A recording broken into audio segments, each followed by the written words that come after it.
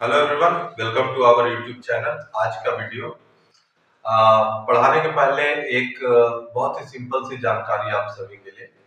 देखिए, लिटरेचर की दुनिया में कुछ ऐसे पोएम्स हैं, कुछ ऐसे स्टोरीज हैं जिन पोएम्स और स्टोरीज के साथ नाइंसाफी हो जाए अगर हम उन्हें सिलेबस में बांध करके रखते हैं।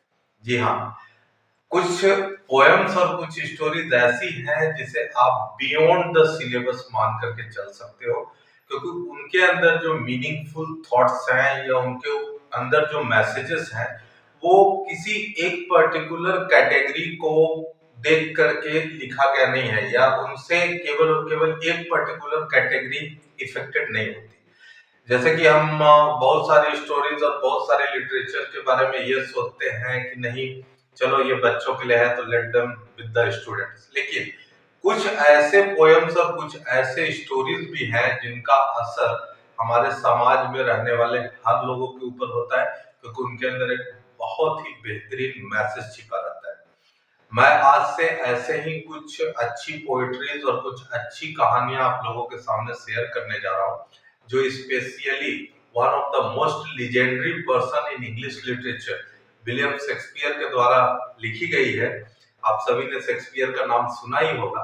मैं केवल अपनी इन पोएम्स और अपनी इन स्टोरीज के माध्यम से आप लोगों को ये बताने की कोशिश कर रहा हूँ कि क्यों विलियम शेक्सपियर को हम लीजेंड मान सकते हैं। तो आज की कहानी है द सेवन एजेस, एक बहुत ही ज्यादा पॉपुलर स्टोरी है।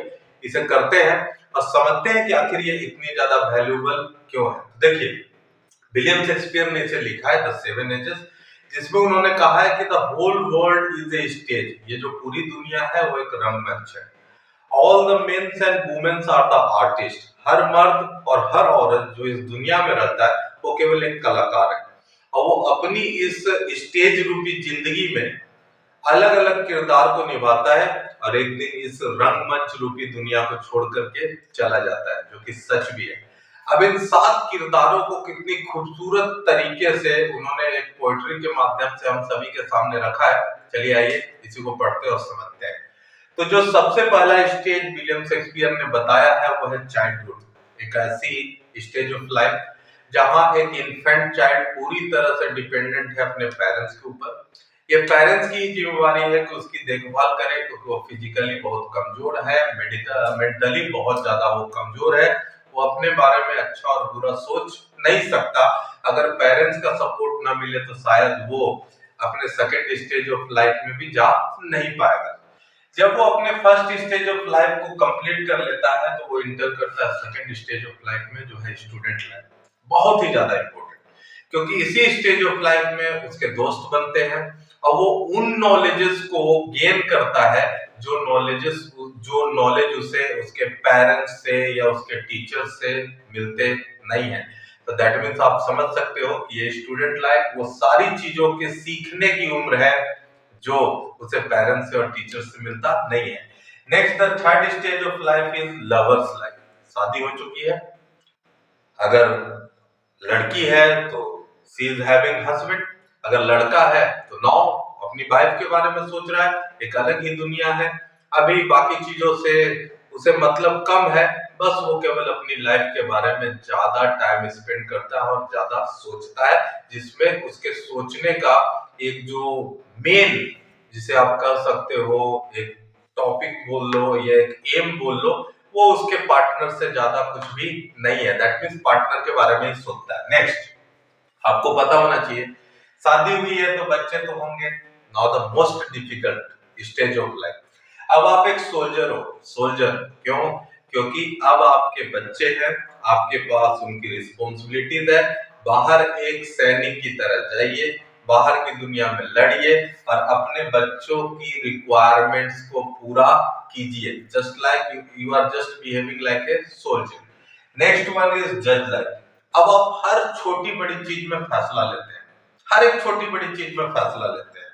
आपको ये भी सोचना है कि दशहरे में कपड़ा खरीदूं नहीं खरीदूं, दीपावली में बम खरीदूं नहीं खरीदूं, बड़े लड़के को कैसी एजुकेशन दूं, लड़की की शादी कैसे घर में करूं। दैट मीन्स आपके हर एक फैसले में एक जज की झलक देखने को मिलती है। Next stage of life is an old man, retire हो चुके हो आप, पेपर रखिए हाथ पे, चाय की कप रहे, और बस आप बहुत ज्यादा एक्सपीरियंस्ड हो, आपने एक लंबा काम का एक लाइफ एक्सपेंड करते हुए खुद को यहाँ तक पहुंचाया है। आराम से बैठिए, रिलैक्स कीजिए, एक्सपीरियंस से भरपूर रहिए। कोई आता है उसके साथ अपनी एक्सपीरियंस शेयर कीजिए, अगर कोई आपसे पूछता है तो आप उसकी मदद कीजिए। अदरवाइज आपने बहुत भाग दौड़ की जिंदगी जी है, अब ये टाइम है जहां आपको रिलैक्स करना है। And the last stage of life is second childhood. आप दोबारा से बच्चे हो गए। बस पहले वाले में और आखिरी वाले में बहुत ही कॉमन सा अंतर है। पहले वाले में आप अपने पेरेंट्स के ऊपर डिपेंडेंट थे, दूसरे वाले में आप अपने बच्चों के ऊपर डिपेंडेंट हो। और इस तरह से आप एक 7 डिफरेंट स्टेजेस को पार करते हो और आपकी जिंदगी का पर्दा गिर जाता है और इस दुनिया रूपी रंगमंच से आप जैसे कलाकार की विदाई हो जाती है। तो इस पोयम में एक बहुत ही ज्यादा लाइफ का सच छिपा हुआ है जो कि हम सभी को जानना चाहिए। तो अगर आपको ये पोयम अच्छा लगा हो तो ज्यादा से ज्यादा लोगों को शेयर कीजिए। Thank you.